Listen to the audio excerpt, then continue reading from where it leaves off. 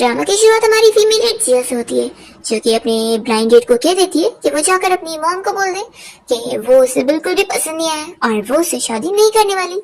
वो जाने लगती है तो उसका ब्लाइंड डेट चिल्ला रहा होता है कि तुम इसलिए इतना उड़ रही हो क्योंकि तुम्हारे पेरेंट्स रिचेस्ट मैन है, देखना एक दिन तुम्हें बैड लक मिलेगा। तो जिया कह रही होती है कि मेरे साथ ऐसा कुछ भी नहीं हो सकता। तभी उसका पैर स्लिप हो जाता है और वो यहाँ मर जाती है और एक नॉवेल के अंदर रिबॉर्न हो जाती है।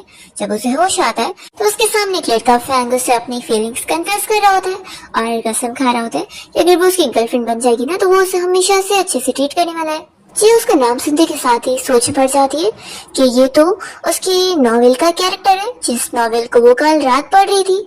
वो समझ जाती है कि यानी वो इस नॉवेल की सपोर्टिंग कैरेक्टर बन चुकी है, क्योंकि जिया तो इस सपोर्टिंग कैरेक्टर के नाम था। और फिर वो नॉवेल की स्टोरी याद करने लगती है कि ये फैंग असल में फीमेल लीड को पसंद करता था, पर क्योंकि मेल लीड की वजह से ये फीमेल लीड को डेट नहीं कर पाया तो ही इस वजह से वो इसके पास आ गया और इसकी वजह से फिर फीमेल लीड जिया के पीछे पड़ जाएगी उसे मारने के लिए और जिया की पूरी तरीके से मौत होगी। जिया सोचती है कि मैं आखिर इस ओरिजिनल ओनर की तरह स्टूपिड हरकत नहीं करने वाली, इसे डेट करने वाली। तभी फैंग कहने लगता है कि तुम मुझे हाँ बोल रही हो ना। तो जिया कहती है तुमने ऐसे सोचा भी कैसे। वो उसे थप्पड़ लगा देती है और समझा देती है कि दोबारा मेरे पीछे मत लगना, मैं तुम्हें पसंद नहीं करती और अगर दोबारा तुम मेरे पीछे आए तो फिर इससे भी बुरा होगा। जहाँ तुम मुझे दिखोगे मैं वहीं तुम्हें मारने लग जाऊंगी। तो वो उसके ऊपर फिर हाथ उठाने चाहता है तो जिया उसका हाथ मोड़ देती है और कहती है कि जब फाइटिंग आती नहीं हो ना तो करना नहीं चाहिए। तो फैंग तो शॉक रह जाता है कि जिया तो कम्प्लीटली डिफरेंट हो गई है। फिर जिया ऐसे जा रही होती है और वो स्टोरी के बारे में सोच रही होती है। इस ओरिजिनल ओनर को फैंग के फोर्स करने की वजह से उसे डेट करना पड़ गया था और इस वजह से फीमेल लीड ने इसका एक्सीडेंट करवा दी थी। वो सोचती है कि लेकिन अब तो मैंने इसका ये हाल कर दिया कि दोबारा मेरे पीछे नहीं लगेगा। फिर जिया जैसे क्लास में आती है तो हमारी मेल लीड चेन को देखती है और उसे देखते के साथ ही वो सोचती है कि वो फ्यूचर में बहुत ही रिच टाइकून बनने वाला है। अभी तो वो एक पुअर स्टूडेंट है, इसलिए किसी ने सोचा भी नहीं होगा कि आगे चल के वो इतना रिच हो जाएगा और बहुत ही ज्यादा फेमस होगा। तो वो उसे देख रही होती है और सोचती है कि इतनी जल्दी तो मैं शाइनी हुई, वो हो गया। फिर वो अपनी सीट पर बैठ जाती है। तभी क्लास में जैसी वेवे आती है तो वो जिया से पूछने लग जाती है कि फैंग ने अभी तुम्हें बाहर बुलाया था ना, तो आखिर क्या बात थी। वेवे मन में सोच रही होती है कि पिछली लाइफ में जिया ने फैंग को तुरंत ही डेट के लिए हाँ बोल दी थी क्योंकि उसे मना नहीं कर पाई थी और दोनों जब डेट करने लगे थे तो मुझे बहुत ही मुश्किल हुई थी इसे मारने के लिए।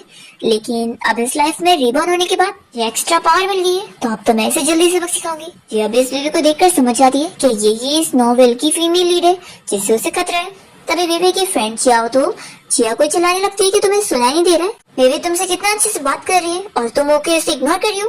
बेबी कहती है कि अरे जाने दो, ये थोड़ी सी नाजुक है तो इसलिए ये जल्दी चीजें समझ नहीं पाती है। वो जिया से कहने लगती है कि मुझे पता है कि जरूर फैंग ने तुम्हें बुली किया होगा ना और तुम उसे मना नहीं कर पाई होगी, तो एक काम करते हैं मैं तुम्हारी मदद करती हूँ उससे रिवेंज लेने में। जिया सोच रही होती है कि ये बेबी ही इस नॉवेल की फीमेल लीड है और इसे ये अच्छी तरीके से पता है क्योंकि इसका रीबर्थ हुआ है और ये सिस्टम का ही तो यूज करके आगे बढ़ रही है। ये अच्छे से जानती है कि ये लक के लिए चूजन वन को यूज कर रही है और फैंग तो बस इसका टारगेट है।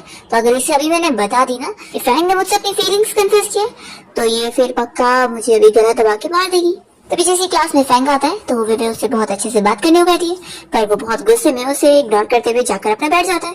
तो ये सोच में पड़ जाती है कि प्लॉट के हिसाब से अभी तो ये अपनी फीलिंग्स जिया से कन्फेस करके आया था तो इसे तो खुश होना चाहिए था, लेकिन सब चेंज क्यों लग रहा है कि मैं रिबॉर्न हो गई हूँ इसलिए प्लॉट चेंज हो गया।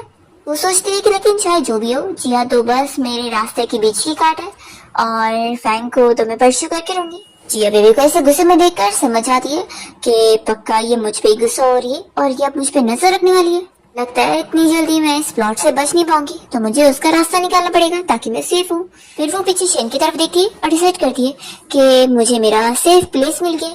फिर क्लास के बाद जिया देखती है कि शेन को यहाँ पर कुछ लड़के अकेले में बुली कर रहे होते हैं तो सोचती है कि सच में बहुत ही बेचारा लड़का जिसे बुली भी किया जा रहा है तो मुझे जाकर इसे बचाना होगा, इससे पहले फीमेल लीड आकर इसे बचाए। अगर मैं ऐसा करूंगी तो फिर इसका और मेरा रिलेशन तो पक्का अच्छा हो जाएगा।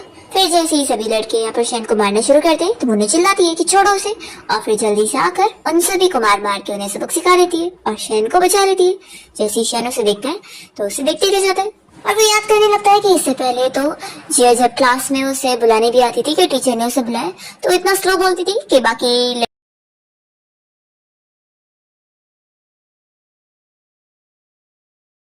वो भी इतनी ज्यादा डिफरेंट कैसे लग रही है। फिर जिया उन गुंडे लड़कों को चिल्लाती है